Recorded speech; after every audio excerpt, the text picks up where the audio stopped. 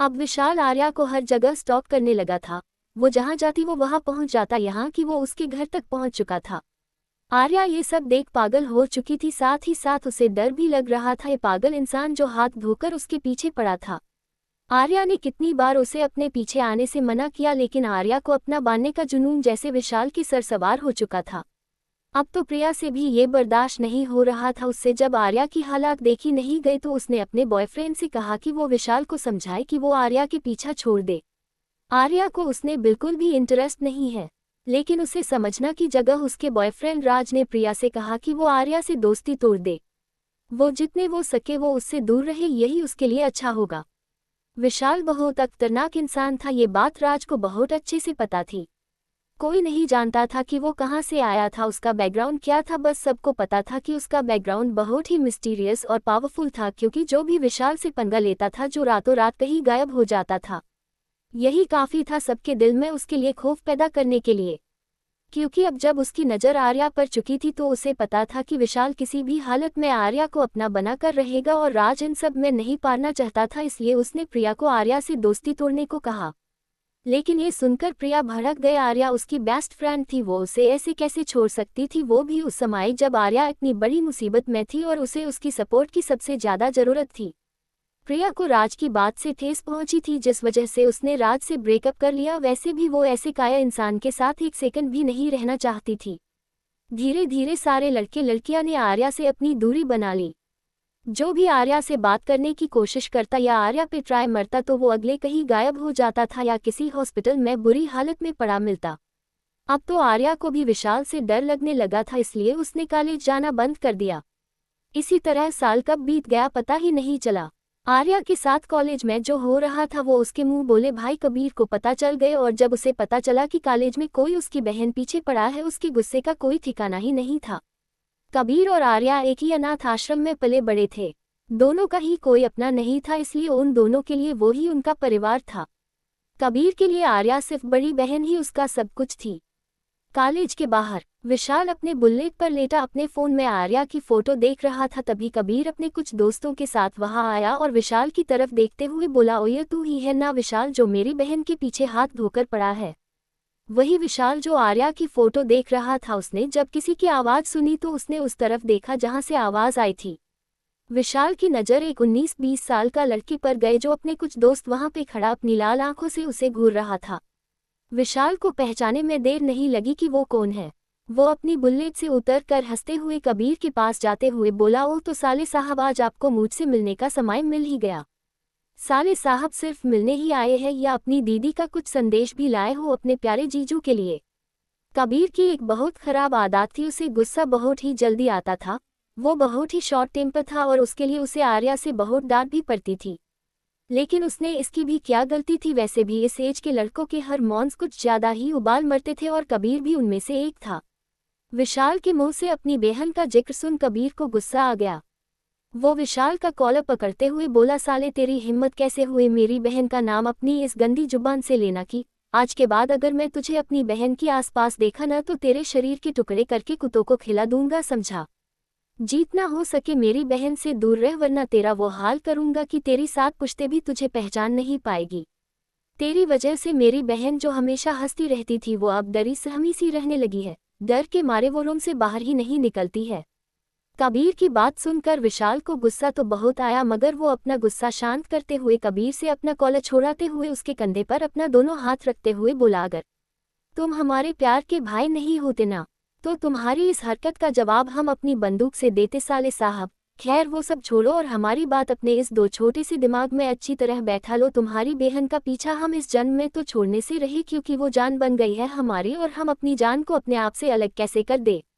इसलिए जाओ और अपनी बहन से कह दो कि उसे अब मेरी बीवी बनने से कोई नहीं रोक सकता है, वो खुद भी नहीं। इसलिए जितना हो सके उतना जल्दी खुद को तैयार कर ले, यही उसके लिए अच्छा होगा, क्योंकि वो सिर्फ और सिर्फ मेरी है। विशाल की आर्या इतना बोलकर विशाल ने कबीर का कॉलर छोड़ दिया। विशाल की बात सुन कबीर गुस्से से बोला, तेरी हिम्मत कैसे हुई मेरा सामने मेरी ही बहन को बोलने की? तू कभी भी आर्या को अपना नहीं बना पाएगा तो उससे शादी करना तो दूर की बात है, जब तक उसका ये भाई जिंदा है वो ऐसा कभी नहीं होगा, समझा? फिर वो अपने दोस्तों की तरफ मुड़कर बोला, अबे देख क्या रहे हो, चलो बहुत कर ली बकवास, अब वक्त है एक्शन का। इतना बोल कबीर ने अपने दोस्तों को विशाल को मारने का इशारा किया। सब ने अपने हाथों में पकड़े हथियार को विशाल की तरफ मारने को बधिया ही था कि एक गोली सीधा जाकर के एक लड़के के कंधे में लगी, उसके मुंह से एक चीख गए। ये सब इतनी जल्दी हुआ कि किसी को कुछ समझ ही नहीं आया, और जब तक समझ आया कबीर के अलावा सब खून से लथपथ जमीन पड़े थे। सबके हाथ पैर में गोली लगी थी और वो जमीन पर दर्द के मारे सब तड़प रहे थे। अपने दोस्तों की ये हालात देखकर कबीर के चेहरे का रंग ही उड़ गया। कबीर विशाल को देखते हुए अपनी अड़खड़ाती हुई जबान में बोला, ये तुमने क्या किया? कबीर का बच्चों जैसा सवाल सुनकर विशाल पगलों की तरह हंसते हुए बोला, क्या हुआ साले साहब, इतनी जल्दी डर गए? कितना समझा मैंने तुम्हें, पर तुम हो कि खैर ये उम्र ही है ऐसी कि तुम लोग बात से ज्यादा लात से सुनते हो, पर वो क्या है ना, हमारा तरीका थोड़ा अगल है। फिर विशाल अपनी गन से निकलते हुए उसे अपनी उंगलियों में घूमते हुए बोला, वो क्या है, हमें अपने हाथ पैर चलाने की जरूरत ही महसूस नहीं होती? वो क्या है, जब हाथ में खिलौना हो तो क्यों खुद को तकलीफ दे? वो तो तुम हमारे होने वाली बीबी के भाई हो, यानी हमारे साले साहब, इसलिए तुम बच गए, वरना आज तक हमारे ऊपर हाथ उठाने वाले लोग अब तक ऊपर पहुंच चुके हैं। चलो साले साहब, अब तुम जाकर अपनी दीदी, नहीं हमारा मतलब हमारी होने वाली बीवी से कहा कि वो इस मंगलवार को हमारा इंतजार करे, हम जल्दी ही उसे अपनी दुल्हन बना कर ले जाएंगे। इतना बोल विशाल पीछे मुड़ा और एक संकी की तरह गाना गाते हुए अपनी बुलेट की तरफ चला गया। कैसे बचेगी आर्या विशाल के चंगुल से? अब आगे क्या होगा दक्ष और आरोही की जिंदगी में?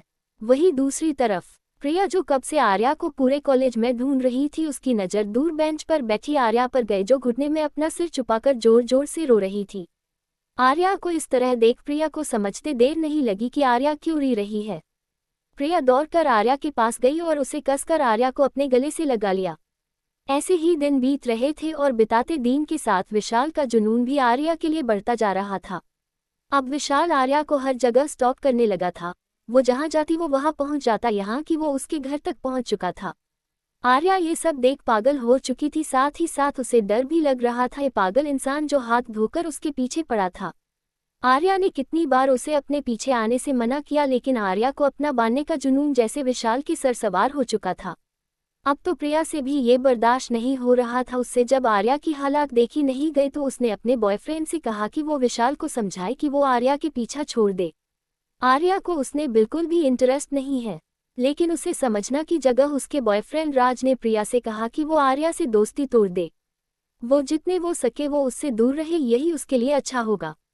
विशाल बहुत खतरनाक इंसान था, ये बात राज को बहुत अच्छे से पता थी। कोई नहीं जानता था कि वो कहाँ से आया था, उसका बैकग्राउंड क्या था, बस सबको पता था कि उसका बैकग्राउंड बहुत ही मिस्टीरियस और पावरफुल था, क्योंकि जो भी विशाल से पंगा लेता था, जो रातों रात कहीं गायब हो जाता था, यही काफ़ी था सबके दिल में उसके लिए खौफ पैदा करने के लिए। क्योंकि अब जब उसकी नज़र आर्या पर चुकी थी तो उसे पता था कि विशाल किसी भी हालत में आर्या को अपना बनाकर रहेगा, और राज इन सब में नहीं पारना चाहता था, इसलिए उसने प्रिया को आर्या से दोस्ती तोड़ने को कहा। लेकिन ये सुनकर प्रिया भड़क गई। आर्या उसकी बेस्ट फ्रेंड थी, वो उसे ऐसे कैसे छोड़ सकती थी, वो भी उस समय जब आर्या इतनी बड़ी मुसीबत में थी और उसे उसकी सपोर्ट की सबसे ज़्यादा ज़रूरत थी। प्रिया को राज की बात से ठेस पहुंची थी, जिस वजह से उसने राज से ब्रेकअप कर लिया। वैसे भी वो ऐसे काया इंसान के साथ एक सेकंड भी नहीं रहना चाहती थी। धीरे धीरे सारे लड़के लड़कियां ने आर्या से अपनी दूरी बना ली। जो भी आर्या से बात करने की कोशिश करता या आर्या पे ट्राई मरता तो वो अगले कहीं गायब हो जाता था या किसी हॉस्पिटल में बुरी हालत में पड़ा मिलता। अब तो आर्या को भी विशाल से डर लगने लगा था, इसलिए उसने कॉलेज जाना बंद कर दिया। इसी तरह साल कब बीत गया पता ही नहीं चला। आर्या के साथ कॉलेज में जो हो रहा था वो उसके मुंह बोले भाई कबीर को पता चल गए, और जब उसे पता चला कि कॉलेज में कोई उसकी बहन पीछे पड़ा है, उसके गुस्से का कोई ठिकाना ही नहीं था। कबीर और आर्या एक ही अनाथ आश्रम में पले बड़े थे, दोनों का ही कोई अपना नहीं था, इसलिए उन दोनों के लिए वो ही उनका परिवार था। कबीर के लिए आर्या सिर्फ बड़ी बहन ही उसका सब कुछ थी। कॉलेज के बाहर विशाल अपने बुलेट पर लेटा अपने फोन में आर्या की फोटो देख रहा था, तभी कबीर अपने कुछ दोस्तों के साथ वहां आया और विशाल की तरफ देखते हुए बोला, ओ ये तू ही है ना विशाल जो मेरी बहन के पीछे हाथ धोकर पड़ा है? वही विशाल जो आर्या की फोटो देख रहा था। उसने जब किसी की आवाज़ सुनी तो उसने उस तरफ देखा जहां से आवाज़ आई थी। विशाल की नज़र एक 19-20 साल का लड़के पर गए जो अपने कुछ दोस्त वहां पे खड़ा अपनी लाल आंखों से उसे घूर रहा था। विशाल को पहचाने में देर नहीं लगी कि वो कौन है। वो अपनी बुलेट से उतर कर हंसते हुए कबीर के पास जाते हुए बोला, ओ तो साले साहब, आज आपको मुझसे मिलने का समय मिल ही गया। साले साहब सिर्फ मिलने ही आए हैं या अपनी दीदी का कुछ संदेश भी लाए हो अपने प्यारे जीजू के लिए? कबीर की एक बहुत खराब आदत थी, उसे गुस्सा बहुत ही जल्दी आता था। वो बहुत ही शॉर्ट टेम्पर था और उसके लिए उसे आर्या से बहुत डांट भी पड़ती थी। लेकिन उसने इसकी भी क्या गलती थी? वैसे भी इस एज के लड़कों के हार्मोन्स कुछ ज्यादा ही उबाल मरते थे और कबीर भी उनमें से एक था। विशाल के मुंह से अपनी बहन का जिक्र सुन कबीर को गुस्सा आ गया। वो विशाल का कॉलर पकड़ते हुए बोला, साले तेरी हिम्मत कैसे हुई मेरी बहन का नाम अपनी इस गंदी जुबान से लेना की? आज के बाद अगर मैं तुझे अपनी बहन के आसपास देखा ना तो तेरे शरीर के टुकड़े करके कुत्तों को खिला दूंगा, समझा? जितना हो सके मेरी बहन से दूर रह, वरना तेरा वो हाल करूंगा कि तेरी 7 पुश्ते भी तुझे पहचान नहीं पाएगी। तेरी वजह से मेरी बहन जो हमेशा हंसती रहती थी वो अब डरी सहमी सी रहने लगी है। डर के मारे वो रूम से बाहर ही नहीं निकलती है। कबीर की बात सुनकर विशाल को गुस्सा तो बहुत आया, मगर वो अपना गुस्सा शांत करते हुए कबीर से अपना कॉलर छुड़ाते हुए उसके कंधे पर अपना दोनों हाथ रखते हुए बोला, अगर तुम हमारे प्यार के भाई नहीं होते ना तो तुम्हारी इस हरकत का जवाब हम अपनी बंदूक से देते साले साहब। खैर वो सब छोड़ो और हमारी बात अपने इस दो छोटे से दिमाग में अच्छी तरह बैठा लो। तुम्हारी बहन का पीछा हम इस जन्म में तो छोड़ने से रहे, क्योंकि वो जान बन गई है हमारी और हम अपनी जान को अपने आप से अलग कैसे कर दे। इसलिए जाओ और अपनी बहन से कह दो कि उसे अब मेरी बीवी बनने से कोई नहीं रोक सकता है, वो खुद भी नहीं। इसलिए जितना हो सके उतना जल्दी खुद को तैयार कर ले, यही उसके लिए अच्छा होगा, क्योंकि वो सिर्फ और सिर्फ मेरी है। विशाल की आर्या। इतना बोलकर विशाल ने कबीर का कॉलर छोड़ दिया। विशाल की बात सुन कबीर गुस्से से बोला, तेरी हिम्मत कैसे हुई मेरा सामने मेरी ही बहन को बोलने की? तू कभी भी आर्या को अपना नहीं बना पाएगा तो उससे शादी करना तो दूर की बात है, जब तक उसका ये भाई जिंदा है वो ऐसा कभी नहीं होगा, समझा? फिर वो अपने दोस्तों की तरफ मुड़कर बोला, अबे देख क्या रहे हो, चलो बहुत कर ली बकवास, अब वक्त है एक्शन का। इतना बोल कबीर ने अपने दोस्तों को विशाल को मारने का इशारा किया। सब ने अपने हाथों में पकड़े हथियार को विशाल की तरफ मारने को बढ़ा ही था कि एक गोली सीधा जाकर के एक लड़के के कंधे में लगी, उसके मुंह से एक चीख गए। ये सब इतनी जल्दी हुआ कि किसी को कुछ समझ ही नहीं आया, और जब तक समझ आया कबीर के अलावा सब खून से लथपथ जमीन पड़े थे। सबके हाथ पैर में गोली लगी थी और वो जमीन पर दर्द के मारे सब तड़प रहे थे। अपने दोस्तों की ये हालात देखकर कबीर के चेहरे का रंग ही उड़ गया। कबीर विशाल को देखते हुए अपनी अड़खड़ाती हुई जबान में बोला, ये तुमने क्या किया? कबीर का बच्चों जैसा सवाल सुनकर विशाल पगलों की तरह हंसते हुए बोला, क्या हुआ साले साहब, इतनी जल्दी डर गए? कितना समझा मैंने तुम्हें, पर तुम हो कि खैर ये उम्र ही है ऐसी कि तुम लोग बात से ज्यादा लात से सुनते हो, पर वो क्या है ना, हमारा तरीका थोड़ा अगल है। फिर विशाल अपनी गन से निकलते हुए उसे अपनी उंगलियों में घूमते हुए बोला, वो क्या है, हमें अपने हाथ पैर चलाने की जरूरत ही महसूस नहीं होती? वो क्या है, जब हाथ में खिलौना हो तो क्यों खुद को तकलीफ दे? वो तो तुम हमारे होने वाली बीबी के भाई हो, यानी हमारे साले साहब, इसलिए तुम बच गए, वरना आज तक हमारे ऊपर हाथ उठाने वाले लोग अब तक ऊपर पहुंच चुके हैं।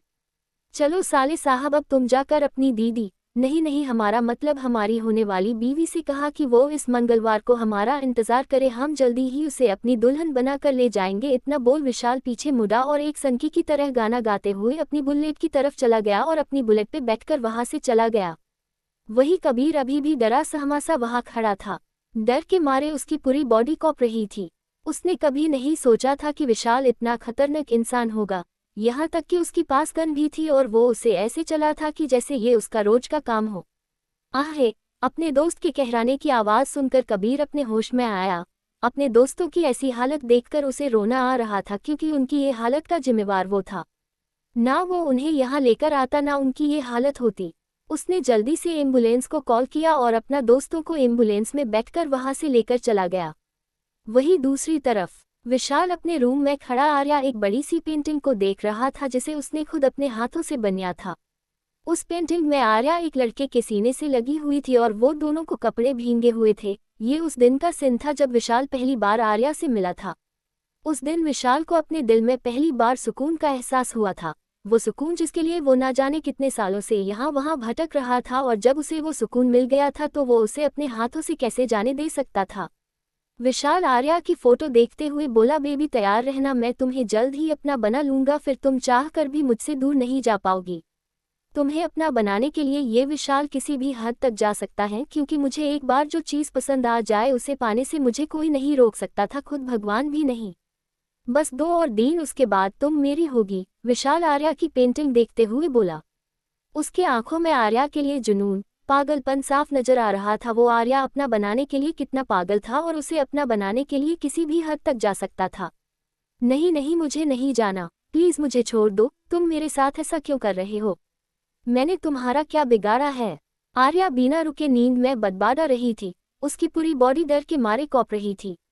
ऐसा लग रहा था जैसे कि वो कोई बुरा सपना देख रही हो। कबीर वही आर्या के बाजू में बैठा कुछ सोच रहा था कि वो विशाल से आर्या का पीछा कैसे छुड़वाया, लेकिन अपनी बहन की आवाज सुन वो अपनी सोच से बाहर आया। कबीर ने आर्या की तरफ देखा जो नींद में कुछ बदबादा रही थी, साथ ही साथ छटपटा भी रही थी। आर्या की ऐसी हालत देखकर कबीर बुरी तरह घबरा गया और वो जल्दी से आर्या को उठाने की कोशिश की, साथ ही साथ वो प्रिया को आवाज भी लगा था। प्रिया दीदी जल्दी आओ, देखो ना आर्या दीदी को क्या हो गया। प्रिया के पापा जो हॉल में फोन पर किसी से बात कर रहे थे, उन्होंने जब कबीर की घबराए हुए आवाज सुनी तो बोले अच्छा जी मैं बाद में बात करता हूँ। इतना बोल प्रिया के पापा ने फोन रख दिया और जल्दी से आर्या की रूम की ओर भागे। जब वो रूम में आए तो उन्होंने देखा कि कबीर आर्या को गले लगाए बैठा था। प्रिया के पापा कबीर से पास जाते हुए बोला क्या हुआ बेटा, तुम इस तरह चिल्ला क्यों रहे थे, सब ठीक तो है? आर्या और कबीर प्रिया के घर में उनके साथ रहते थे। प्रिया के मामी पापा उन दोनों को अपने बच्चों जैसा ही मानते थे। उन्होंने कभी भी प्रिया और आर्या में फर्क नहीं किया। उनके लिए जितनी प्रिया प्यारी थी उतनी जी आर्या और कबीर भी। आर्या को भी उनका ये प्यार देखकर बहुत अच्छा लगता था, पर उन पे कोई बोझ नहीं बनना चाहती थी, जिस वजह से वो अपना और कबीर का पढ़ाई का खर्चा खुद उठाती थी। उन्हें बस उनका प्यार चाहिए था और कुछ नहीं। प्रिया को पापा को ये बात अच्छी नहीं लगती थी, पर उन्हें पता था कि आर्या बहुत ही स्वाभिमानी लड़की है। अगर उन्होंने उसे पैसे लेने के लिए फोर्स किया तो उन्हें छोड़कर चली जाएगी, जो वो बिल्कुल नहीं चाहते थे।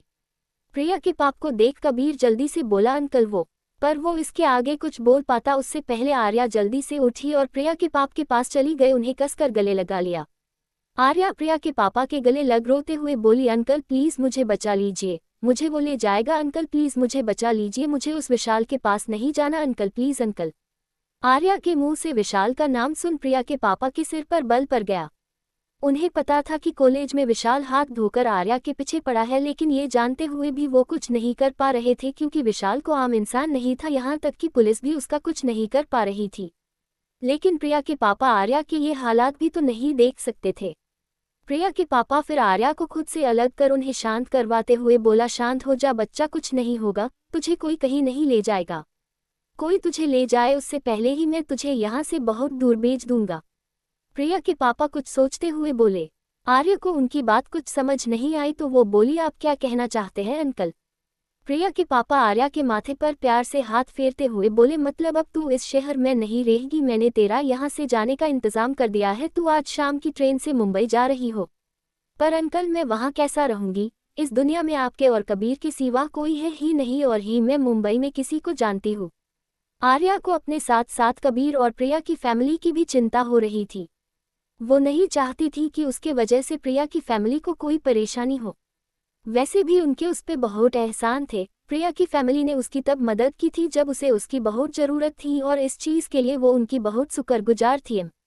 आर्या की फिक्र सुन प्रिया के पापा मुस्कुराते हुए बोले तुम इसकी चिंता मत करो, हमें कुछ नहीं होगा और मैंने पहले ही सारे इंतजाम कर दिया है, तुम्हें वहाँ बिल्कुल भी परेशानी नहीं होगी। क्या आर्या विशाल से बच पाएगी?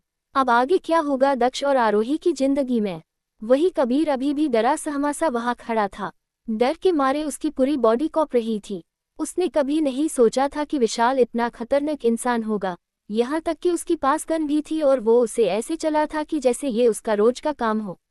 आहे! अपने दोस्त के कहराने की आवाज़ सुनकर कबीर अपने होश में आया। अपने दोस्तों की ऐसी हालत देखकर उसे रोना आ रहा था क्योंकि उनकी ये हालत का जिम्मेवार वो था। ना वो उन्हें यहाँ लेकर आता ना उनकी ये हालत होती। उसने जल्दी से एम्बुलेंस को कॉल किया और अपना दोस्तों को एम्बुलेंस में बैठकर वहां से लेकर चला गया। वहीं दूसरी तरफ विशाल अपने रूम में खड़ा आर्या एक बड़ी सी पेंटिंग को देख रहा था जिसे उसने खुद अपने हाथों से बनाया था। उस पेंटिंग में आर्या एक लड़के के सीने से लगी हुई थी और वो दोनों को कपड़े भींगे हुए थे। ये उस दिन का सीन था जब विशाल पहली बार आर्या से मिला था। उस दिन विशाल को अपने दिल में पहली बार सुकून का एहसास हुआ था, वो सुकून जिसके लिए वो ना जाने कितने सालों से यहाँ वहाँ भटक रहा था, और जब उसे वो सुकून मिल गया था तो वो उसे अपने हाथों से कैसे जाने दे सकता था। विशाल आर्या की फोटो देखते हुए बोला, बेबी तैयार रहना, मैं तुम्हें जल्द ही अपना बना लूंगा, फिर तुम चाह कर भी मुझसे दूर नहीं जा पाओगी। तुम्हें अपना बनाने के लिए ये विशाल किसी भी हद तक जा सकता है, क्योंकि मुझे एक बार जो चीज़ पसंद आ जाए उसे पाने से मुझे कोई नहीं रोक सकता था, खुद भगवान भी नहीं।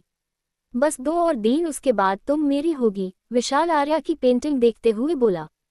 उसके आंखों में आर्या के लिए जुनून, पागलपन साफ नजर आ रहा था। वो आर्या अपना बनाने के लिए कितना पागल था और उसे अपना बनाने के लिए किसी भी हद तक जा सकता था।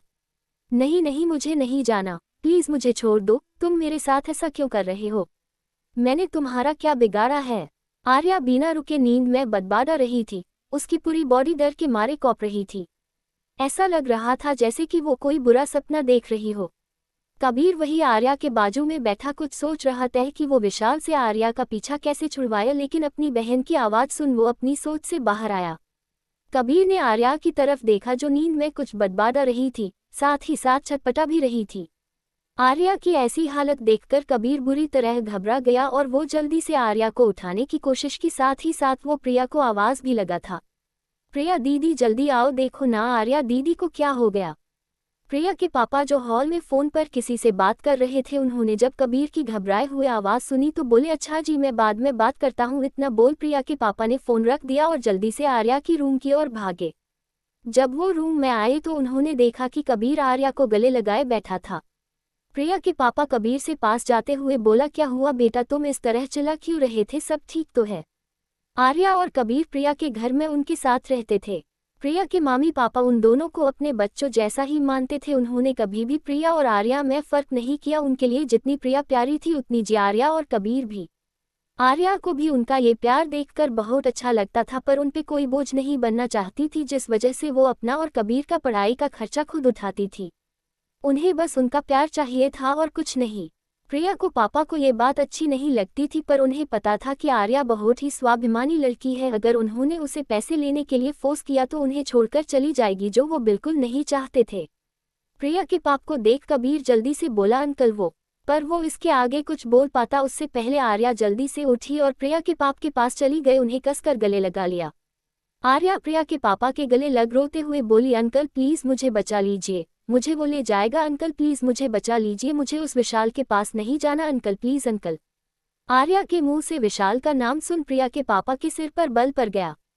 उन्हें पता था कि कॉलेज में विशाल हाथ धोकर आर्या के पीछे पड़ा है, लेकिन ये जानते हुए भी वो कुछ नहीं कर पा रहे थे, क्योंकि विशाल को आम इंसान नहीं था, यहाँ तक कि पुलिस भी उसका कुछ नहीं कर पा रही थी। लेकिन प्रिया के पापा आर्या के ये हालात भी तो नहीं देख सकते थे। प्रिया के पापा फिर आर्या को खुद से अलग कर उन्हें शांत करवाते हुए बोला, शांत हो जा बच्चा, कुछ नहीं होगा, तुझे कोई कहीं नहीं ले जाएगा। कोई तुझे ले जाए उससे पहले ही मैं तुझे यहाँ से बहुत दूर भेज दूंगा।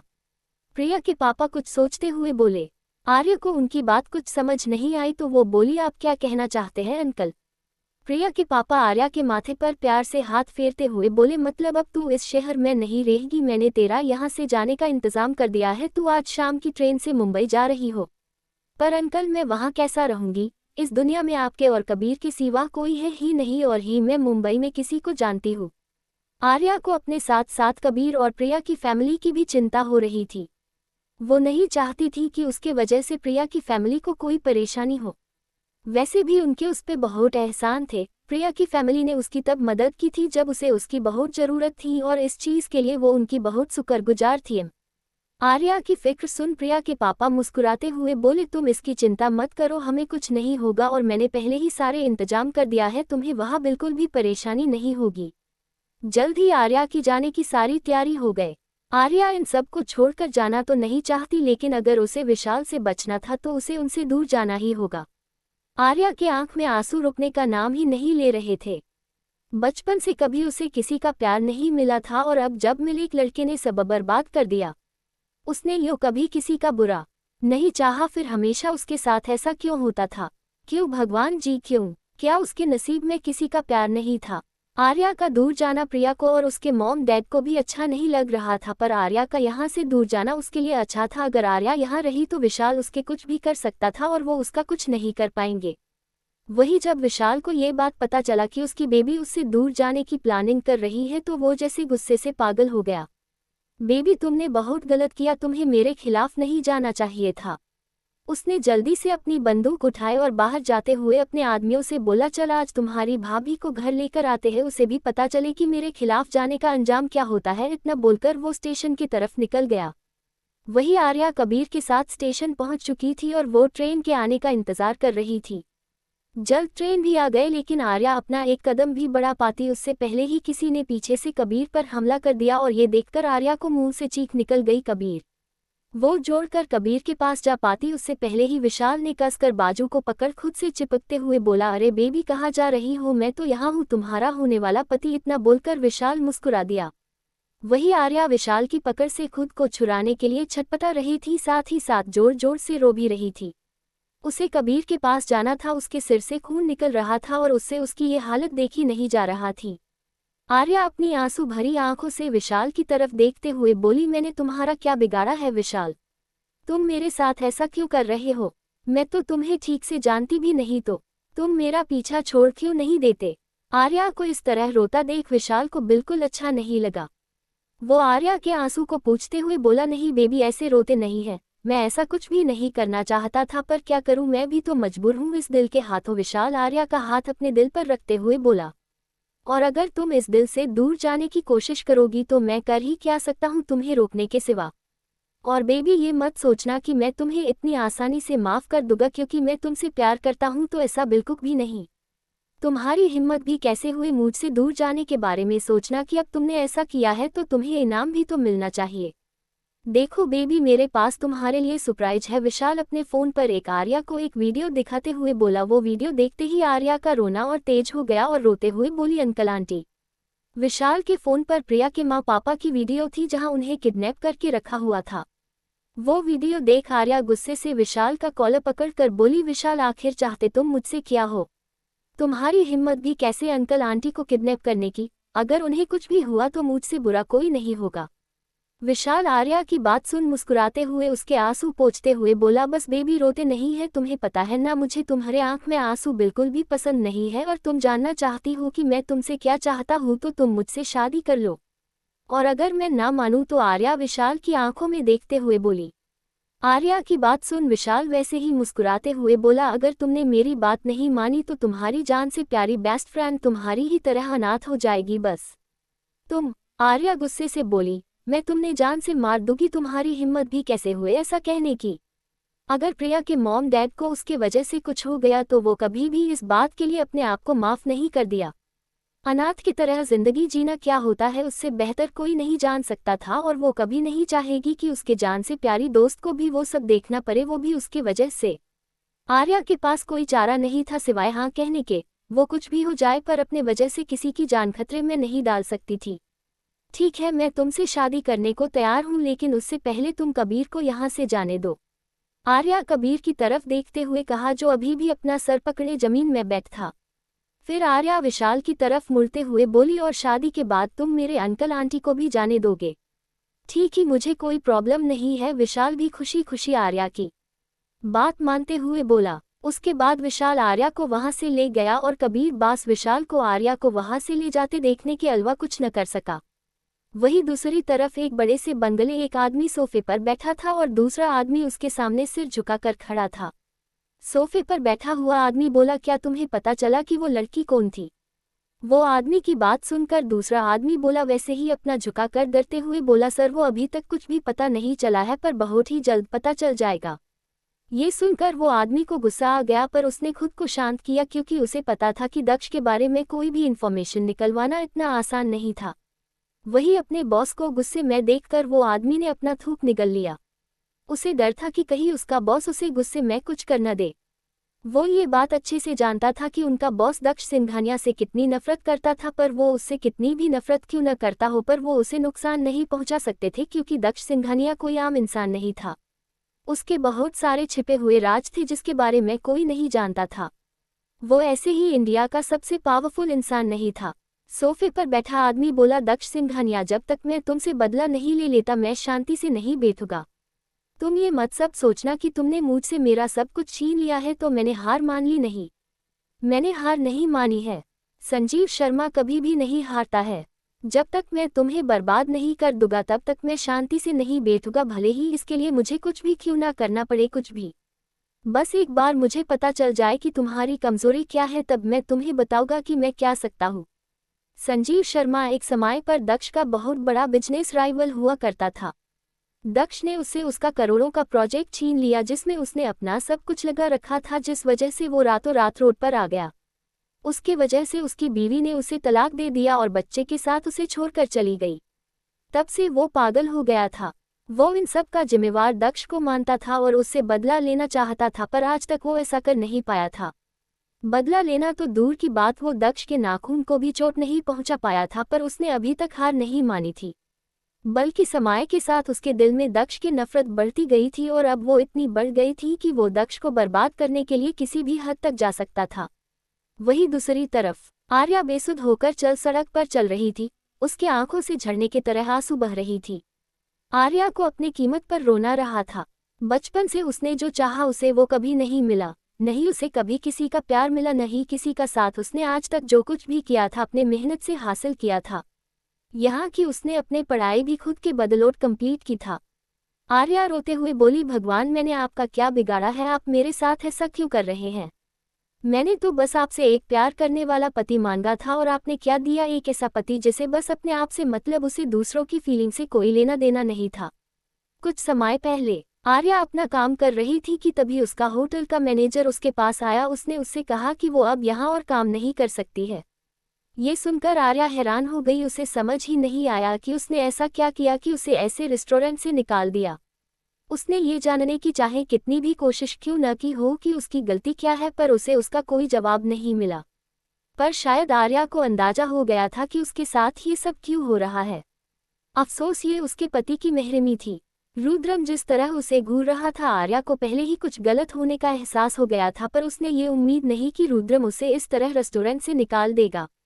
एक्चुअली मैं रुद्रम को आर्या का अमित के साथ इस तरह हंस हंस कर बात करना पसंद नहीं आया था, बल्कि सच तो ये था कि आर्या बिल्कुल भी हंस नहीं रही थी। वो बस प्रोफेशनली अमित से स्माइल करके बात कर रही थी, पर रुद्रम की नज़र में ये हंस हंस कर बात करना ही था। रुद्रम के हिसाब से आर्या सिर्फ उसके साथ ही हंस हंस कर बात कर सकती थी, क्योंकि वो उसकी बीवी थी। और ऊपर से उसे आर्या का उसे इस तरह इग्नोर करना भी बिल्कुल भी नहीं लगा। वो उसे इग्नोर करके दूसरे आदमी के साथ बात कर रही थी। रुद्रम ये कैसे बर्दाश्त कर सकता था, इसलिए उसने मैनेजर से बोलकर आर्या को काम से निकाल दिया।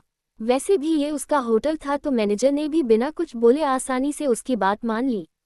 वैसे भी अगर ये रुद्रम का रेस्टोरेंट नहीं भी होता तो किसी की इतनी हिम्मत नहीं थी कि वो रुद्रम अग्निहोत्री को मना कर सके, वो भी सिर्फ एक छोटी सी एम्प्लॉय के लिए तो बिल्कुल भी नहीं। क्यों क्यों बोलो भगवान जी क्यों? इतना बोलकर आर्या वही सड़क के बीचों बीच बैठकर रोने लगी। उसका बहुत मन कर रहा था कि ना रोए ऐसे इंसान के लिए तो बिल्कुल भी नहीं, जिसे उसकी बिल्कुल भी परवाह नहीं है वो, पर पता नहीं क्यों वो खुद को रोने से नहीं रोक पा रही है। उसे अपने दिल में बहुत दर्द हो रहा था। तभी आसमान एकदम से काला हो गया और अचानक से बारिश स्टार्ट हो गए। बारिश की वजह से आर्या पूरी तरह से भीग गए। उसे अब चक्कर भी आने लगे थे, शायद से ज्यादा रोने की वजह से हो रहा था। आर्या ने खुद को संभाला और जमीन का सहारा लेकर खड़ी हो गई। वही कुछ दूर खड़ी कार आर्या की हर एक हरकत देख रही थी। जब उस शख्स ने आर्या की ऐसी हालात देखी तो उसने कसकर अपनी मुट्ठी भींच ली। एक कार तेजी से आकर आर्या के ठीक बाजू में रुकी। वही अपने सामने एक कार को देख आर्या एकदम से चौंक गई और उसके कदम अपने आप ही पीछे हो गए। वो दूर जा पती, उससे पहले ही किसी ने उसका हाथ पकड़कर कार के अंदर खींच लिया। उस शख्स ने कार का दरवाजा बंद किया और कार सड़क पर दौड़ा दिया। आर्या ने देखा कार के अंदर और कोई नहीं, उसी का रुद्रम है। ये देखकर आर्या ने कहा कि राहत की सांस ली, लेकिन तभी उसे याद आया कि अभी थोड़ी देर पहले उसके साथ क्या हुआ। ये याद आते ही उसे फिर से गुस्सा आ गया। आर्या ने कार का दरवाजा खोलना चाहा पर गेट नहीं खुला। ये देखकर आर्या दरवाजे पे मारते हुए बोली, दरवाजा खोलिए, मुझे बाहर जाना है। आपकी हिम्मत कैसे हुई मेरा साथ ऐसा करने की? आर्या चिल्लाते हुए बोली। पर रुद्रम के ऊपर आर्या के बात का कोई असर नहीं हुआ। वो चुपचाप वैसे ही कार चलाता रहा। आर्या ने जब देखा रुद्रम उसकी बात का कोई जवाब नहीं दे रहा है तो उसे और गुस्सा आ गया और वो रुद्रम के कंधे पे मारते हुए बोली, मैंने कहा कार रोकिए, मुझे आपके साथ नहीं रहना है। मुझे पता है कि आपके वजह से मुझे रेस्टोरेंट से निकाल दिया। इतना बोल आर्या लगातार रुद्रम के बाजू पर मारने लगी और साथ ही साथ वो पता नहीं रुद्रम को क्या क्या बोले जा रही थी। आर्या की बकर बकर से रुद्रम अब तंग आ चुका था और उसके इस तरह मारने से उसे कार चलाने में परेशानी हो रही थी। पहले ही तेज बारिश की वजह से उसे ठीक से कुछ दिख नहीं रहा था और यहाँ आर्या उसे परेशान कर रही थी। तंग आकर रुद्रम ने ब्रेक लगा दिया। इस तरह अचानक ब्रेक लगने से आर्या खुद को संभाल नहीं पाए, उसका सिर बोनट से लगते लगते हुए बचा। आर्या चिल्लाते हुए, आप पागल हो गए हैं क्या? आर्या इसके आगे कुछ बोल पाती उससे पहले ही रुद्रम ने उसका हाथ पकड़ के उसे अपनी गोद में बिठा लिया। सबसे पहले उसने उसकी कमर पर अपना एक हाथ रखा और दूसरा उसकी सर के पीछे लगाकर उसे किस करना लगा। ये सब इतना जल्दी हुआ कि आर्या को कुछ रिएक्ट करने तक का मौका नहीं मिला। कहाँ वो अभी रुद्रम पर चिल्ला रही थी, उसे मार रही थी, और कहाँ अब वो उसकी बाहों में थी और रुद्रम उसे। और आर्या को जैसे ही ये एहसास हुआ कि रुद्रम उसके साथ क्या कर रहा है, उसने रुद्रम को धक्का देना स्टार्ट कर दिया। लेकिन रुद्रम की पकड़ आर्या पर इतनी मजबूत थी कि आर्या चाह कर भी रुद्रम को खुद से दूर नहीं पा रही थी। थक हार कर आर्या ने कोशिश करनी बंद कर ली, पर उसे अपनी लाचारी पर दुख हो रहा था कि इतना कुछ होने के बाद भी वो रुद्रम को नहीं रोक पा रही थी। रुद्रम ने तो आर्या को शांत करने के लिए किस किया था, पर धीरे धीरे उसकी किस और इंटेंस और पेशेंट होती जा रही थी। रुद्रम अपनी आंखें बंद किए बस आर्या के होठों को चूम रहा था। उसने अपनी बंद की तो उसके आंखों के सामने फिर से रेस्टोरेंट का वो सीन आ गया जहां आर्या अमित से हंसकर बात कर रही थी, और ये याद आते ही रुद्रम की पकड़ आर्या की कमर पर और मजबूत हो गई और उसे विल्डली किस करने लगा। अब रुद्रम आर्या के होठों को चूमने के साथ साथ काट भी रहा था, जिस वजह से आर्या को दर्द को अपने होठों पर दर्द हो रहा था। लेकिन आर्या ने कुछ नहीं कहा और चुपचाप रुद्रम को वो करने दिया जो वो करना चाहता था। तभी रुद्रम को अपने मुंह में कुछ नमकीन जैसा फील हुआ। उसने अपनी आंखें खोलकर आर्या की तरह देखा जो रही थी, और आर्या को इस तरह देख रुद्रम को अपने दिल में कुछ चुभता सा महसूस हुआ और उसने आर्या को एकदम से छोड़ दिया। रुद्रम के छोड़ते ही आर्या जोर जोर से सांस लेने लगी। ऐसा लग रहा था अगर रुद्रम अब उसे नहीं छोड़ता तो वो बेहोश हो जाती। आर्या को इस तरह देखकर रुद्रम ने भी अपना माथा उसके माथे से जोड़ लिया। इतने दिनों बाद रुद्रम को सुकून का एहसास हो रहा था जो पिछले कई दिनों से उसके पास नहीं था। आरोही कब उसका सुकून बन गई रुद्रम को पता ही नहीं चला। इन 1 महीने में रुद्रम ने एक पल भी चैन की सांस नहीं ली थी। आखिर उसका सुकून आर्या जो उसके पास नहीं थी, पर अब आर्या को अपने इतने करीब देखकर रुद्रम को बहुत अच्छा महसूस हो रहा था। वहीं दूसरी तरफ दक्ष आज आरोही से उन सब पलों का बदला लेने वाला था जब जब आरोही ने अपने इन हंसी की वजह से उनको बर्बाद कर दिया था। वो वैसे ही आरोही को गुदगुदी करता रहा। आरोही दक्ष को बहुत रोकने की कोशिश कर रही थी, पर दक्ष रोक ही नहीं रहा था। हंसते हंसते अब उसका पेट भी दर्द करने लगा था और उसके आंख में आंसू भी आ गए। ये देखकर फिर दक्ष रुक गया और उसने कसकर आरोही को गले लगा लिया और अपना सिर आरोही की सीने पर रख दिया। ये देखकर कि दक्ष रुक गया, आरोही ने एक गहरी सांस ली, फिर उसने भी दक्ष को गले लगा लिया। ऐसा बहुत ही कम होता था कि वो दोनों ऐसे साथ में कुछ क्वालिटी टाइम स्पेंड करे, क्योंकि दक्ष के पास टाइम ही नहीं होता था। ऐसे ही थोड़ी देर आरोही के साथ कुछ क्वालिटी टाइम स्पेंड करने के बाद दक्ष ऑफिस चला गया, क्योंकि 1 घंटे बाद उसकी एक इम्पोर्टेंट मीटिंग थी। उसका मन तो नहीं था आरोही को इस तरह छोड़ के जाने का, पर वो काम को भी तो नहीं छोड़ सकता था।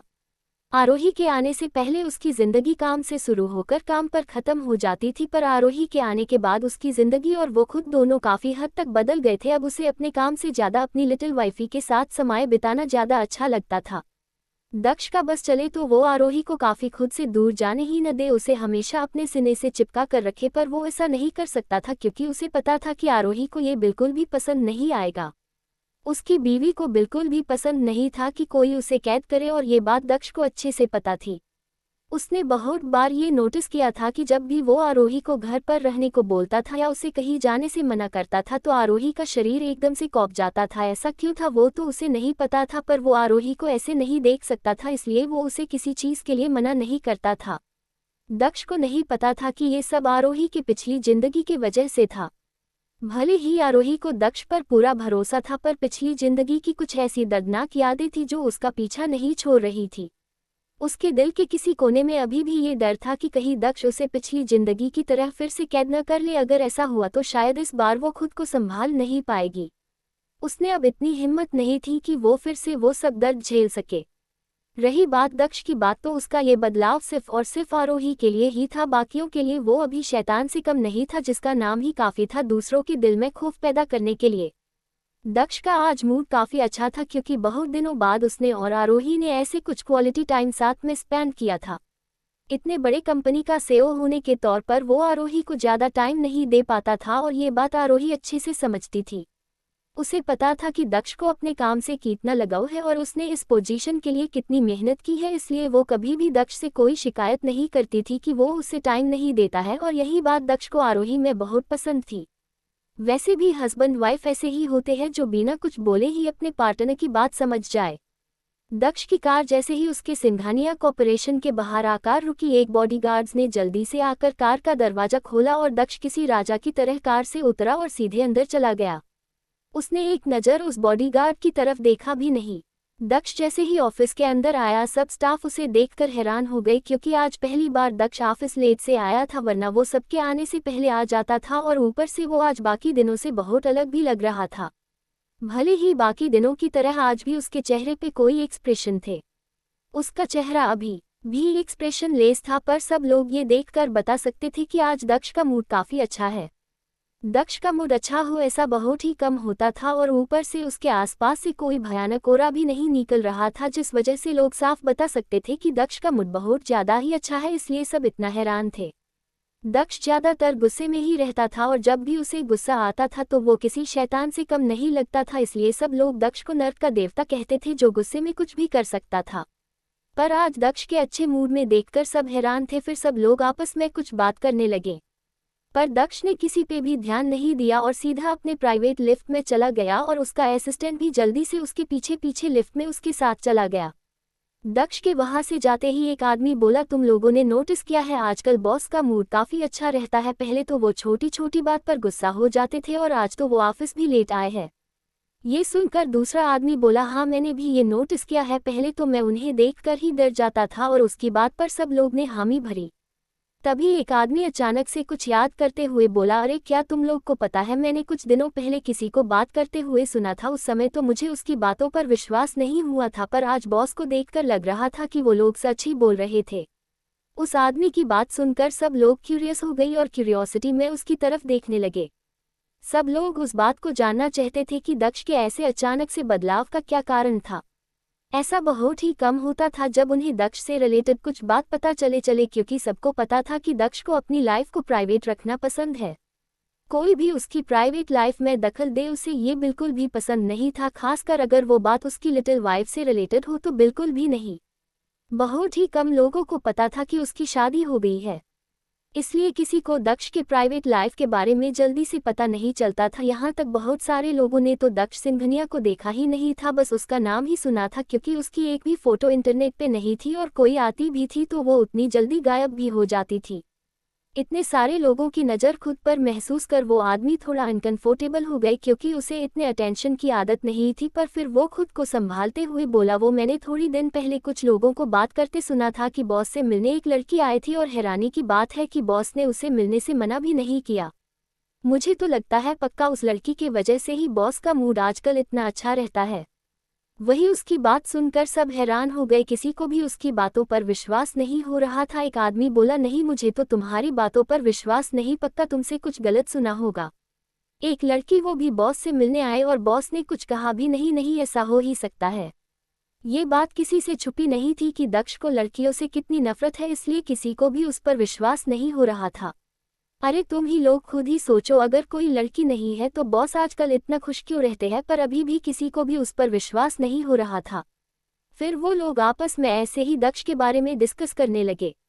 वही दूसरी तरफ आरोही भी बहुत खुश थी, पर वो बहुत थक भी गई थी। जब से वो सोकर उठी थी, एक पल के लिए वो चैन से नहीं बैठी थी। दक्ष ने सच में आज उसे परेशान किया था, अब बस वो जल्द से जल्द सोना चाहती थी। वैसे भी आरोही को नींद से कुछ ज्यादा जी लगवा था, उसे बस सोने का बहाना चाहिए होता था। पर वो जैसे ही घर के अंदर गए, टाइगर उसके पास आ गया। टाइगर को वहां देखकर आरोही एक पल के लिए हैरान हो गई, लेकिन फिर उसके चेहरे पे एक बहुत बड़ी वाली स्माइल आ गई। दक्ष के जाने की वजह से उसका चेहरा जो मुरझा गया था, वो टाइगर को देखकर एकदम से खिल गया। टाइगर भी आरोही को देखकर बहुत खुश लग रहा था। वो खुशी से आरोही के गोल गोल चक्कर लगा रहा था और साथ ही साथ अपनी पूंछ भी हिला था। वो इस समय एकदम क्यूट पप्पी की तरह बिहेव कर रहा था, जो अपने मालिक को देखकर बहुत खुश हो जाता है। सब नौकर टाइगर को इस तरह देखकर हैरान थे। सारे नौकर को टाइगर से बहुत डर लगता था, क्योंकि वो लोग जानते थे कि टाइगर कितना खतरनाक है। भले ही वो दक्ष का पालतू था, पर जब उसे गुस्सा आता था तो वो किसी को भी नुकसान पहुंचा सकता था, सिर्फ दक्ष और आरोही को छोड़कर। इसलिए टाइगर को इस समय एकदम क्यूट पप्पी की तरह बिहेव करता देख किसी को भी अपने आंखों पर विश्वास नहीं हो रहा था। वही आरोही टाइगर को इस तरह देखकर खिलखिला रही थी, उसकी आवाज़ पूरे घर में गूंज रही थी। टाइगर उसके लिए किसी बच्चे की तरह था। उसे याद था कि पिछले जिंदगी में टाइगर ने अपनी आखिरी सांस तक उसकी रक्षा की थी। पिछली जिंदगी में उसकी मौत सिर्फ और सिर्फ उसके वजह से हुई थी, उसकी बेवकूफ़ी की वजह से। इसलिए इस जीवन में वो फिर से वही गलती नहीं दोहरानी चाहती थी। भले उसके और टाइगर की अभी उतनी दोस्ती नहीं हुई थी, पर अब वो उसे डरता नहीं था और उसे खुद को छूने भी देता था, और आरोही के लिए इतना काफ़ी था। दक्ष ने कुछ दिनों के लिए टाइगर को कहीं बाहर भेज दिया था। आरोही को नहीं पता था कि दक्ष ने उसे कहाँ भेजा था, और न ही उसने इस बारे में दक्ष से पूछा था, पर न ही दक्ष ने उसे कुछ नहीं बताया था, इसलिए उसे नहीं पता था कि टाइगर कहाँ गया था। उसे पता था कि दक्ष की कुछ सीक्रेट है और वो नहीं चाहता है कि उसे उसके बारे में पता चले, और आरोही भी ये बात अच्छे से समझती थी। और वैसे भी उसे दक्ष को काम में कोई इंटरेस्ट नहीं था। उसने अपने पिछली जिंदगी से बहुत कुछ सीखा था। उसने से एक ये भी था कि दक्ष को उसके काम में इंटरफेरेंस बिल्कुल भी पसंद नहीं है। लेकिन ये भी सच था कि टाइगर के जाने के बाद वो उसे बहुत मिस करती थी, क्योंकि एक वही तो था जिसके साथ वो खेला करती थी जब दक्ष उसके साथ नहीं होता था। और जब टाइगर वापस आ गया था तो आरोही बहुत खुश हो गई। खुशी के मारे उसने कसकर टाइगर को गले लगा लिया, और टाइगर ने भी कुछ नहीं कहा, उसे खुद को गले लगाने दिया। आरोही के इस तरह करने से टाइगर को बहुत अच्छा लग रहा था।